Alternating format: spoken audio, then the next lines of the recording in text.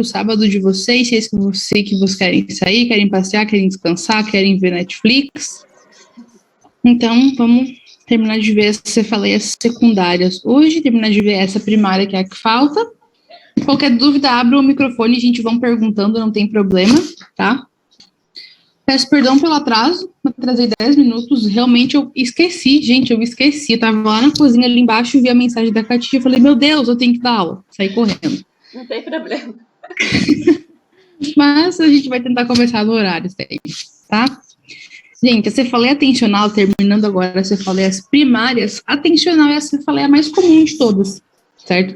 Ela é a cefaleia da pessoa estressada, ela é a cefaleia da pessoa que brigou durante o dia, que se estressou no trabalho, que teve algum problema, ou é a cefaleia do paciente que não dorme, ou que dorme nos horários errados, ou que faz muito plantão, tem privação de sono. Ela pode acontecer também por tensão muscular, nosso paciente pode ter uma má postura, certo? Ou nosso paciente pode estar em época de exames finais, né? Nosso paciente pode estar não pode estar dormindo por causa dos exames, aí já está tenso por causa dos exames e acaba tendo uma cefaleia atencional. Essa aqui é uma cefaleia muito conhecida pelos estudantes de medicina, atencional. E qual que é a característica dela? Ela é geralmente bilateral, ela é holocraniana em toda a cabeça. Ela pode ser occipito nucal, mas na região da nuca, né, pela tensão dos músculos aí atrás, ou na região mais frontal, na região mais aqui da testa. Ela é uma dor difusa, ela é uma dor confusa, o paciente não consegue localizar exatamente aonde é a dor. Ela pode apresentar também dor à palpação do próprio crânio, certo? O paciente, a gente palpa a cabeça do nosso paciente, ela pode ser dolorosa. O que acontece? Às vezes nem é dor mesmo, às vezes é mais uma moléstia, é mais um incômodo, sabe? É um incômodo, assim, que tá incomodando, o paciente tá sentindo a cabeça pesada, mas não chega a ser uma dor exatamente. Ela pode durar um dia inteiro, ela pode ficar durante todo o dia e pode aparecer todos os dias, conforme o grau de estresse que o nosso paciente está tendo, conforme o que está acontecendo na vida dele. Ela não vai se alterar com o sono. Se o paciente dorme e acorda tenso, ele vai dormir e vai acordar com dor de cabeça. E é mais frequente em mulheres, muito provavelmente pela dupla, tripla jornada, né? Às vezes faculdade, trabalho, casa, filhos, então, naturalmente, a pessoa acaba sendo um pouco mais estressada, então ela é mais comum em mulheres. E o que é interessante aqui nessa cefaleia atencional, gente? O interessante nessa cefaleia é que a gente ajude o nosso paciente a não abusar de analgésicos. Por quê? Porque se o nosso paciente se deu conta que ele toma um paracetamol e passa, ele vai ficar tomando remédio a vida toda. Ele vai ter uma dor de cabeça, remédio. Dor de cabeça, remédio. Quando a gente se dá conta, ele está tomando analgésico todos os dias, está fazendo uma gastrite, uma úlcera gástrica, e esse paciente não vai tratar a causa da dor de cabeça dele, que realmente é o estresse. Então, o que a gente pode orientar para o nosso paciente? Técnicas de relaxação. O paciente pode meditar, o paciente pode encontrar um hobby, um exercício que ele goste, um esporte que ele goste e praticar para aliviar o estresse. Ele pode fazer massagens relaxantes, ele pode fazer aromaterapia, luz terapia, cor terapia, qualquer terapia que vai relaxar o paciente. A gente pode lançar mão também de antidepressivos, ansiolíticos, às vezes o paciente está com um problema de depressão, de ansiedade, que causa muita tensão nele, e isso acaba desencadeando um quadro de cefaleia. Mas sempre orientar o nosso paciente a tratar o estresse. Porque se a gente ficar tratando só a dor dele, vai fazer uma úlcera gástrica, ele vai acabar prejudicando o estômago, o fígado, rins, isso vai acabar sendo uma cascata de problemas que vai desencadear, certo? Professora? Pois não? Eu tenho um óleo que é da medicina indiana, né? Que é da Ayurvédica. Sim. E ele é para dor de cabeça. E é imediato. Você passa no local onde está aquela tensão e a dor de cabeça vai embora. Como é que é o nome? É a medicina Ayurvédica indiana. Depois você manda aí no chat que eu vou dar uma pesquisada. Tá bom, então. Então, vocês podem indicar isso para o paciente de vocês. Se vocês conhecem algum óleo, alguma terapia, alguma coisa que alivia o estresse, que alivia a dor de cabeça tensional, a gente lança mão das armas que a gente tem para lutar, porque o nosso paciente não fique tomando analgésico só de sacanagem, né? Só como pastilha, isso pode prejudicar muito mais o nosso paciente. Então, o que você souber em óleos, vegetações, tudo isso a gente acaba indicando, e se melhorar é muito, muito, muito válido. E a modo de repassar rapidamente: cefaleia em racimos, cefaleia em salvas, dor hemicraniana, somente de um lado da cabeça do nosso paciente. Deixa eu ver se eu acho o laserzinho aqui. Achei, pronto. Dor somente de um lado da cabeça do nosso paciente, dor ao redor da órbita, é uma dor retroocular e periocular. Paciente com rinorreia e congestão nasal do mesmo lado, o paciente tem lagrimeia, o paciente tem hiperemia conjuntival, o paciente está inquieto, e esse paciente piora em repouso. Agora, cefaleia por tensão, cefaleia tensional, dor em toda a cabeça, uma dor holocraniana, ou mais na região frontal, ou mais na região nucal, mas geralmente ela é em toda a cabeça relacionada com o estresse. O paciente não tem náusea, o paciente não tem vômito, o paciente não tem esse tipo de quadro clínico. Cefaleia migranhosa, hemicraniana, pulsátil, prolongada, intensa. O paciente vai ter alterações visuais, o paciente vai ter náusea, vai ter vômito. Então, essas são as 3 cefaleias que são as primárias, e elas são muito, realmente muito características. Bom, e quando que a gente vai se preocupar? Quando que a gente vai se preocupar com uma cefaleia? Quando o nosso paciente refere que é a pior dor de cabeça da vida dele. Quem tem dor de cabeça crônica, o paciente conhece o padrão de dor de cabeça que ele tem, certo?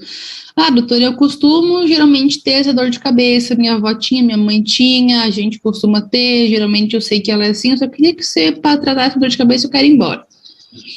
Esse paciente se conhece. Agora é diferente o paciente chegar e dizer, é a pior dor de cabeça que eu tive na minha vida, é insuportável, eu não aguento mais.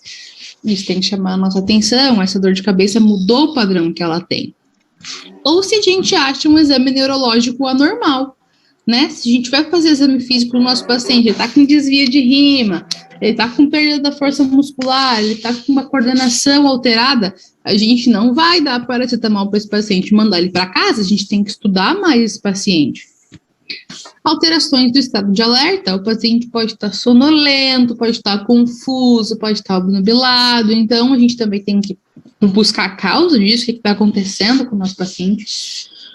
Ou uma cefaleia de progressão muito rápida, ou um início muito súbito. O paciente está, sim, tranquilo, de repente, do nada, ele tem a pior dor de cabeça da vida dele, também merece ser estudado. O paciente com mais de 50 anos merece um pouco mais de atenção também. Pela própria idade, ele já vai também estar predisposto a alguns tipos de enfermidades, então é importante que a gente acompanhe o nosso paciente com mais de 50 anos e não dê alta para ele tão precocemente.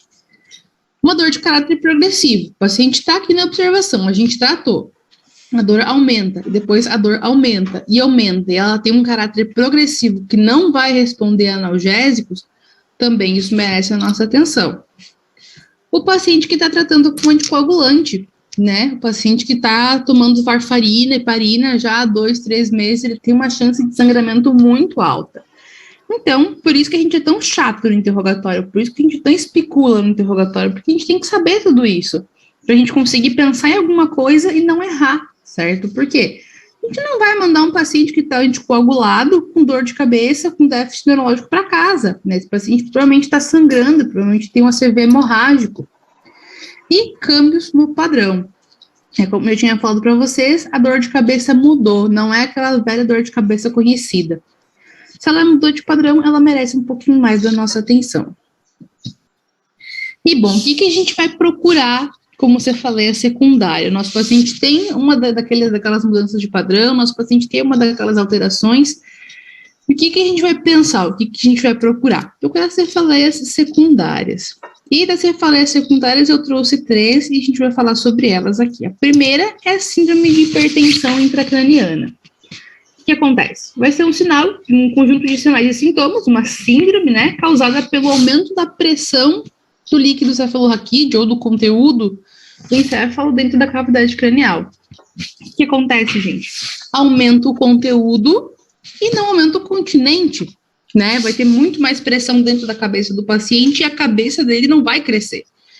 Então, é isso que acontece. Se for uma criança, até pode crescer. Por quê? Porque uma criança mais pequenininha, 2 aninhos, 1 aninho, menos, o que vai acontecer? O osso não está muito bem calcificado, então as fontanelas vão estar bombadas, a cabeça em si pode ficar grandona, mas no adulto não tem o que fazer. Aumenta o conteúdo, não aumenta o continente, hipertensão intracraniana. E o que pode causar aumento de pressão na cabeça do nosso paciente? Lesões de crescimento rápido, certo? Qualquer coisa que esteja na cabeça do nosso paciente que não deveria estar ali, vai ocupar um espaço que não deveria ser ocupado. Então, se o nosso paciente tem um tumor, né, com um crescimento tumoral grande, de progresso rápido, vai aumentar a pressão dentro da cabeça do paciente.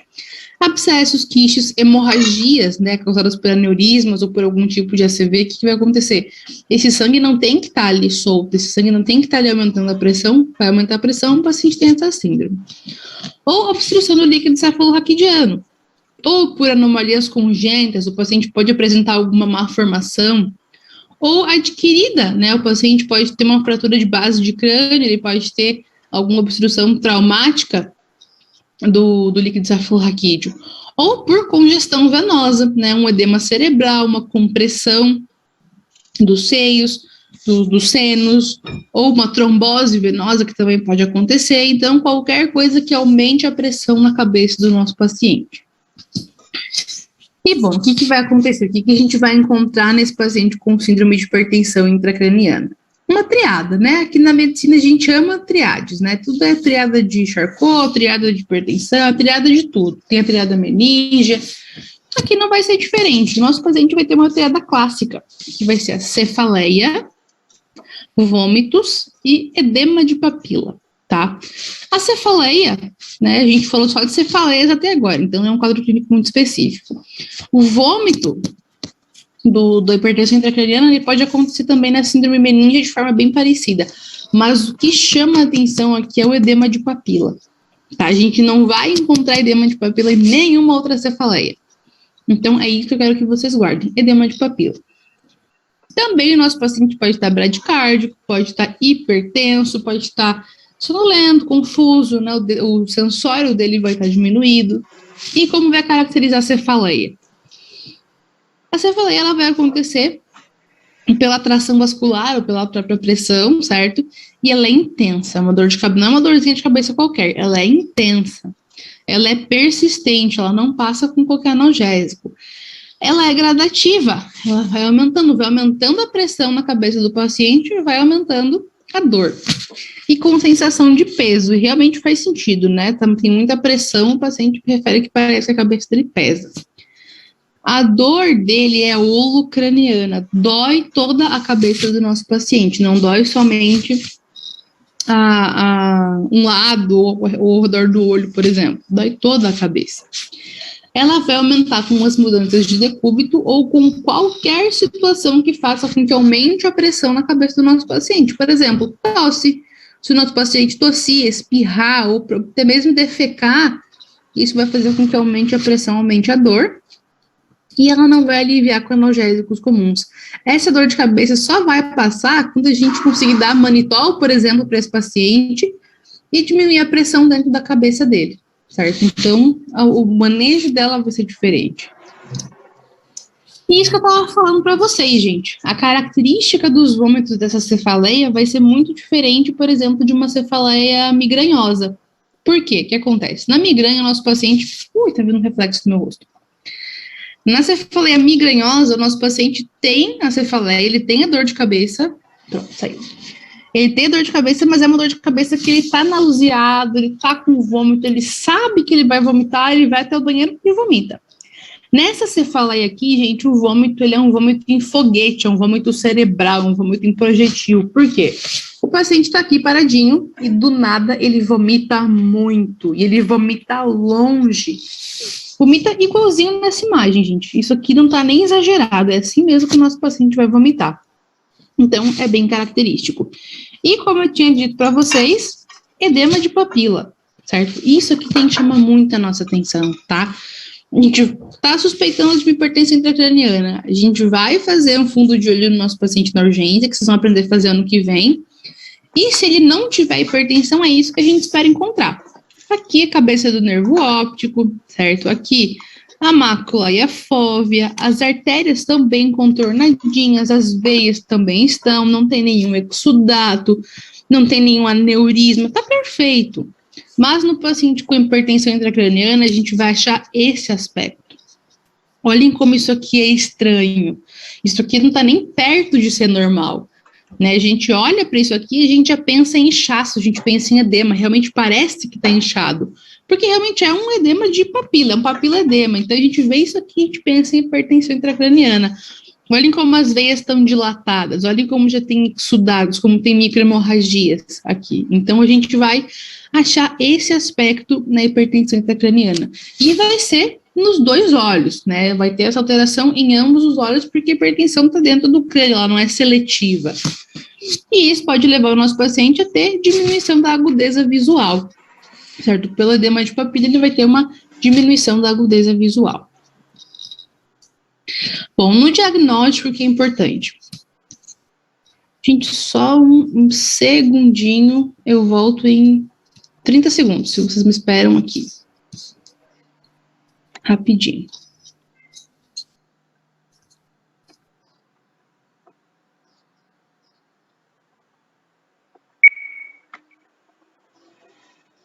Voltei, gente.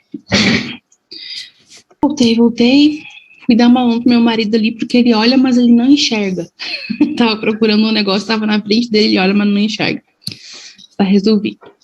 Quando a gente acha um paciente com hipertensão intracraniana, a gente tem que, primeiro de tudo, pensar o que está causando essa hipertensão na cabeça dele, certo? Por quê? Porque vai ser diferente um paciente com um tumor de crescimento rápido ou um paciente com alguma malformação, por exemplo, que está de drenagem do líquido cefalorraquídeo. Então, quando a gente pensa na hipertensão intracraniana, a primeira coisa que a gente vai solicitar é uma tomografia, tá? Antes de qualquer outro estudo, tomografia para quê? Para a gente ver o que está inchado ali dentro, o que está crescendo ali dentro, o que está ocupando espaço ali dentro, para a gente conseguir tratar de maneira adequada, tá? Aqui, por exemplo, gente, nessa primeira imagem, a gente vê um tumor enorme. Isso tudo aqui é um tumor. Olhem como tem um desvio da linha média. Isso aqui é a linha média, olhem como está desviado para o outro lado.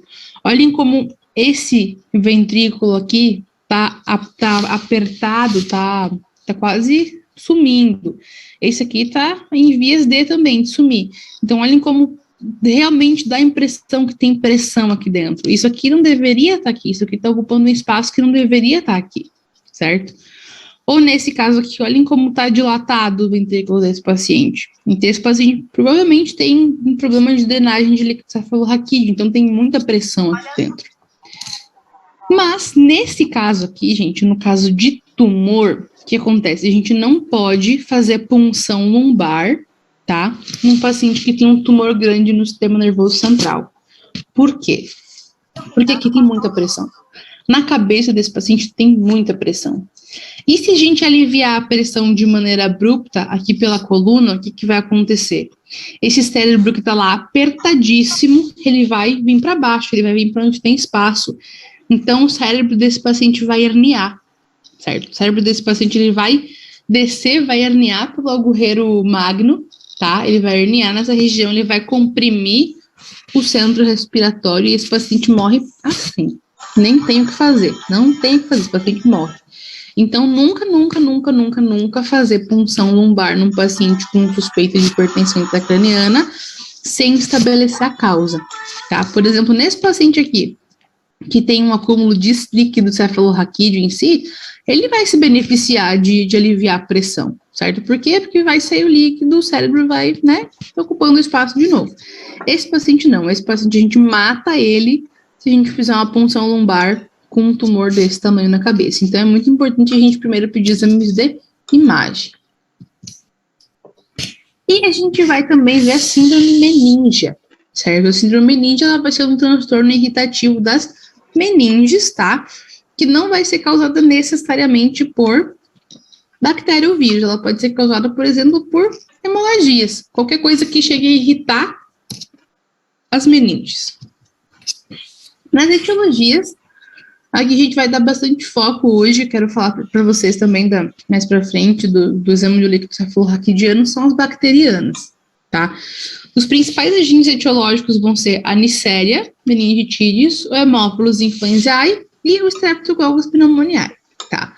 A mais grave de todas elas, de longe, é a Neisseria, tá? Que a gente chama a Neisseria meningitidis de meningococo. A meningite causada pelo meningococo, ela é de longe a mais grave, tá bom? Ela também pode ser causada por vírus, enterovírus, herpes vírus. Ela pode ser por fungos, né? Micóticas, criptococcus, cândidas, aspergillus, principalmente em pacientes imunodeprimidos, certo? Não é normal que um paciente com sistema imunológico normal tenha essa questão de fungos no sistema nervoso central. Ela pode ser parasitária, por toxoplasmose, até mesmo tripanossoma pode chegar a invadir o sistema nervoso. E o que é interessante aqui, gente, é que o paciente com toxoplasmose de sistema nervoso central, ele é HIV positivo até que a gente prove o contrário, tá? Toxoplasmose de sistema nervoso central é patognomônico, praticamente, de HIV. E a gente também vai ter as causas não inflamatórias, né, que também vão ter uma irritação meningea, mas não vai ser um quadro infeccioso. Por exemplo, hemorragia, né? Se rompeu alguma artéria, se rompeu algum aneurisma, se tem sangue na região das meninges, elas também vão estar irritadas, mas esse paciente, por exemplo, não vai estar febril, né? O paciente vai ser afebril. E neoplásicas, o paciente pode ter, por exemplo, metástases que vão estar na região das meninges. Então, tudo isso vai acabar causando irritação meninge e um quadro clínico bem característico. Aqui a gente vai ter outra triada, né, na parte das manifestações clínicas. Aqui a triada vai ser febre, rigidez de nuca e deterioro da parte sensória, certo? Quando a gente acha rigidez de nuca e febre, isso é uma meningite até que a gente prove o contrário, tá? A gente vai ver uma maneira bem fácil de procurar rigidez de nuca. Aqui a cefaleia da meningite é uma cefaleia realmente muito, muito, muito, muito intensa, tá? O paciente pode chegar aos gritos, tá? Afeta toda a cabeça, é contínua, se exacerba com a pressão e o paciente pode ter fono e fotofobia também. E o que a gente vai chamar de rigidez de nuca, que vai ser o signo mais precoce da meningite? O paciente vai adotar algumas posições de contração muscular, tá? Para conseguir aliviar a pressão, para conseguir aliviar a irritação meningea. A rigidez de nuca vai ser um dos sinais mais precoces, tá? O paciente com cefaleia, com febre, a gente busca rigidez de nuca. Como é que a gente pede para o paciente fazer? A gente pede para ele tocar o menton no queixo. Simples. O paciente vai tentar fazer esse movimento e ele vai experimentar muita dor de cabeça ou ele não vai conseguir fazer pela irritação meningea. Então, isso a gente chama de rigidez de nuca.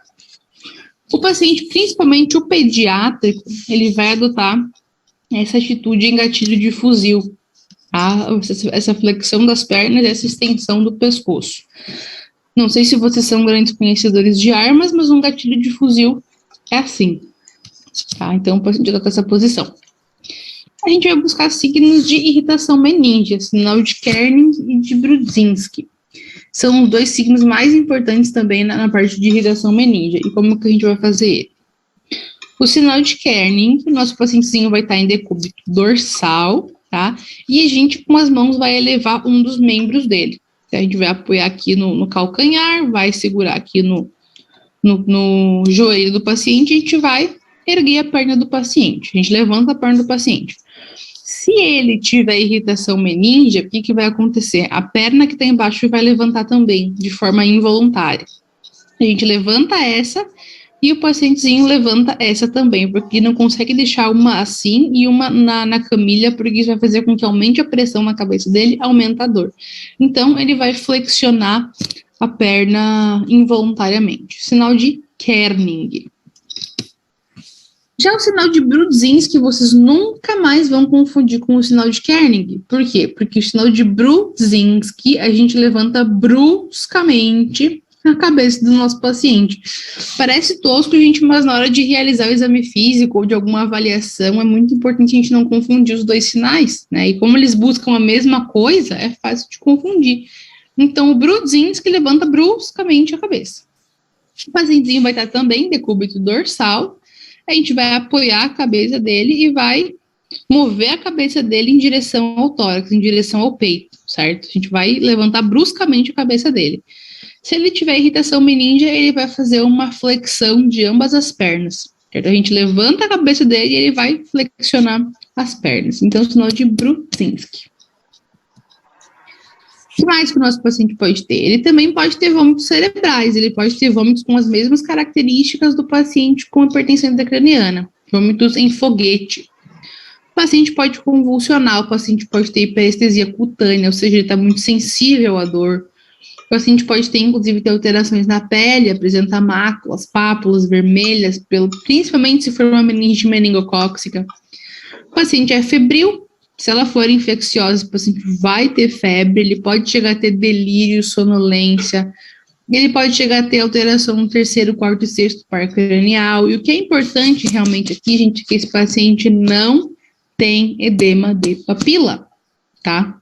Até então, dor de cabeça, hipertensão intracraniana e síndrome meníngea tem. Vômitos em foguete, hipertensão intracraniana e síndrome meníngea tem. Mas o paciente com síndrome meníngea não tem edema de papila. Quem tem edema de papila é hipertensão intracraniana, tá bom? O paciente que tem meningite, ele tem sinais meníngeos, tá bom? Então, é muito, muito importante que vocês se lembrem disso. O diagnóstico, a gente tem que estabelecer uma causa, certo? A gente tem que estabelecer uma etiologia para esse paciente para a gente conseguir tratar. Que a gente vai fazer estudos de imagem e estudos de punção lombar. Gente, quando a gente recebe um paciente com suspeita de meningite, a gente está suspeitando de uma meningite bacteriana, uma meningocócica, que é pior ainda, nos primeiros 30 minutos, tá, que o paciente está na urgência, a gente já tem que fazer uma punção lombar. Tá? O paciente chega em 30 minutos, a gente tem que fazer uma punção lombar. E depois que a gente faz a punção lombar, manda esse líquido cefalorraquídeo para estudos, para fazer cultivo, para fazer antibiograma, a gente tem que começar a tratar esse paciente empiricamente. Como assim empiricamente? Sem saber a causa exata. A gente vai dar uma bomba de antibiótico para esse paciente, todos de amplo espectro. A gente vai atirar para todo lado, porque a gente não tem certeza da bactéria que está ali. Então, a gente dá antibiótico de amplo espectro, e esse tratamento precoce vai melhorar muito, muito, muito o prognóstico do nosso paciente. E depois que chega o cultivo e o antibiograma, claro, a gente vai ajustar o tratamento. Se por acaso a gente ainda não cobriu o agente etiológico, a gente vai mudar o antibiótico, vai ajustar e vai trocar o medicamento. Mas é assim que funciona o manejo. Punção lombar nos primeiros 30 minutos, depois da coleta iniciar o tratamento empírico. E aqui, o que a gente vai buscar no líquido cefalorraquídeo do nosso paciente? Eu quero que vocês tenham atenção aqui no aspecto do normal e do bacteriano e na glicose do normal e do bacteriano. O restante deixa para o quarto, quinto ano. Normalmente, quando a gente faz a punção lombar, o líquido é claro, tá? Ele é incolor, ele é transparente, certo? Mas no cenário de uma meningite bacteriana, ele vai ser turvo, ele pode ser mais espesso ou opaco, ele pode ser inclusive purulento, dependendo de como tá, ou ele pode ter um aspecto mais leitoso. Então, esse aspecto vai mudar só na ectoscopia, na aparência, a gente já consegue ter uma ideia. E o que eu quero que vocês tenham em conta é a questão da glicose, certo? Da glicose no líquido cefalorraquídeo. O que a gente espera como normal? A glicose em líquido cefalorraquídeo, ela corresponde a 50% do valor da glucosa sérica, tá? Então, vamos supor que o nosso paciente tenha agora uma glucose sérica de 80. Qual é 50%? 40. A gente espera encontrar 40 no líquido cefalorraquídeo. Se o nosso paciente vier com uma glucose de 100, a gente espera encontrar 50 no líquido cefalorraquídeo, normalmente. Mas se o nosso paciente tem meningite bacteriana, o que acontece? Esse paciente, ele vai estar com a glicose muito diminuída no líquido cefalorraquídeo. Por quê? Porque a bactéria vai se alimentar do açúcar, né? A bactéria vai consumir a glicose desse paciente e ele vai ter uma glicorraquia, certo? Vai estar menor de 50% e pode chegar a estar zerada a glicose nesse líquido cefalorraquídeo. Então, isso é bem característico. Isso que eu acho que é interessante para vocês agora, mas não vai ser cobrado, é só a nível de comentário. E a gente vai fazer uma tomografia, claro, para buscar massas ocupantes, para buscar sangramentos, mas normalmente o que a gente vai ser um espessamento das meninges. Aqui vocês podem ver que elas estão um pouco mais espessas, aqui o espaço está um pouco aumentado. A gente não vai achar nada muito específico nos estudos de imagem.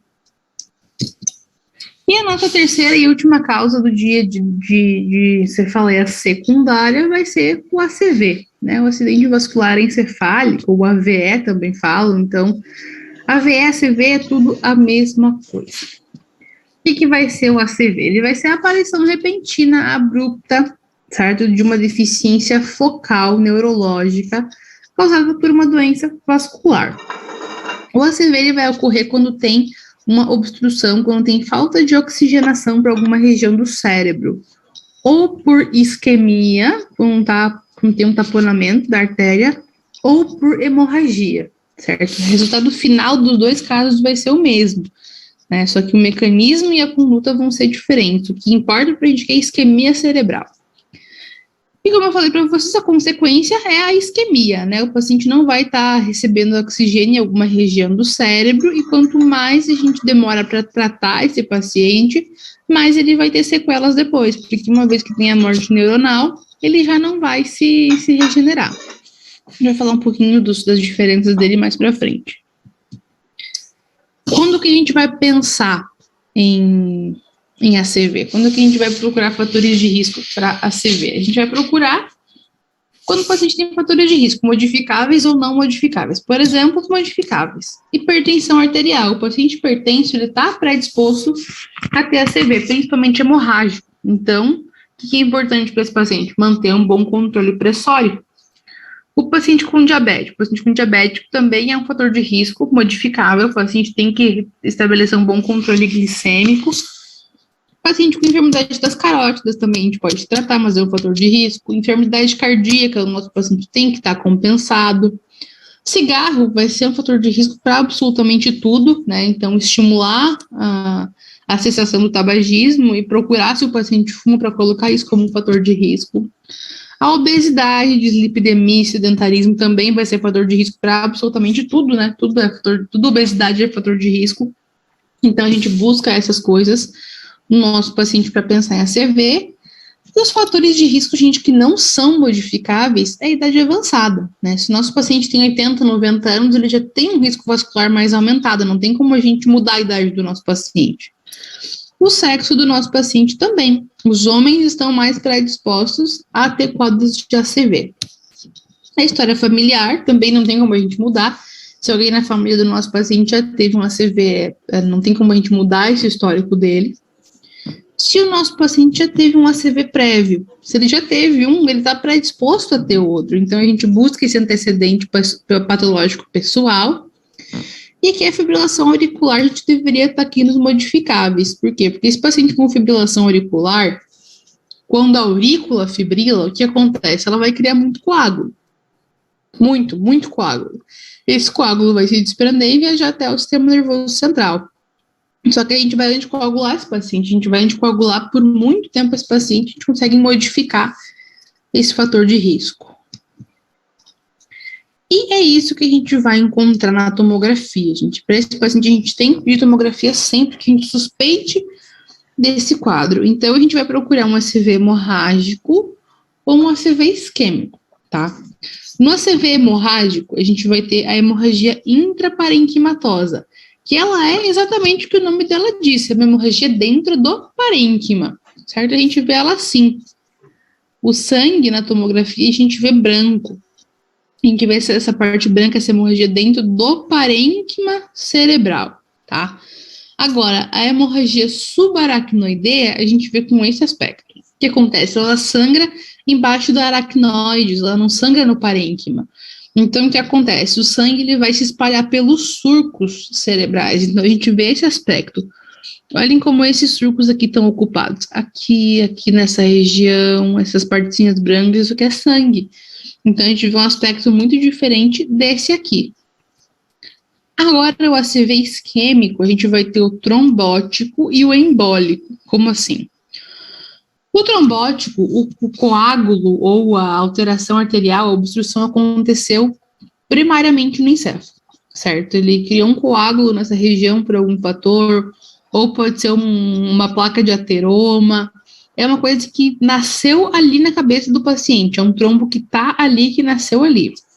Agora, o êmbolo ele viajou. O êmbolo é um trombo que viaja, certo? Por exemplo, uma fibrilação auricular, teve trombos, e isso embolizou, isso viajou e foi para o sistema nervoso central, tá? A diferença aqui é o mecanismo de como vai chegar na cabeça, mas o resultado vai ser exatamente o mesmo, que vai ser isquemia.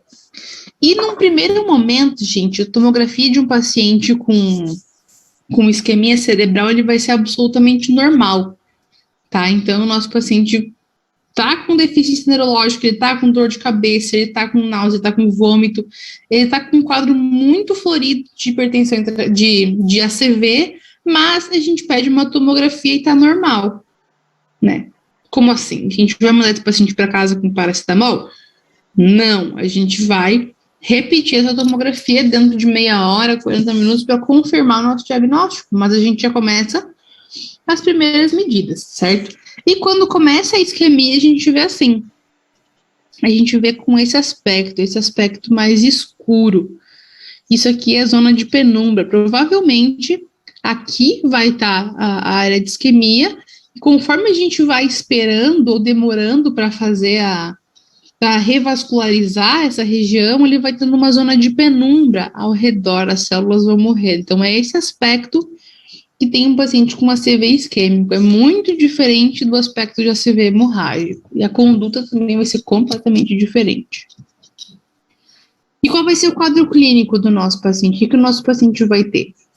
Ele vai ter dificuldade para falar, ou para entender, para compreender a linguagem.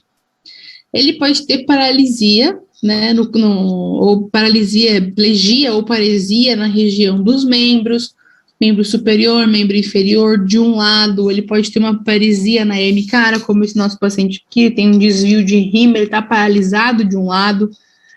Então, o que acontece? A gente busca essas deficiências motoras, tá? Pode ser somente no rosto, pode ser somente em um braço, somente em uma perna, ou pode ser todo um hemicorpo, varia muito da região e do tamanho da extensão que está sendo afetado. O nosso paciente pode ter problemas visuais, né? Dependendo da área que está afetada, ele pode ter visão embaçada, ele pode ter visão dupla. O nosso paciente vai ter, claro, cefaleia. Nossa aula é de cefaleia, então ele tem cefaleia.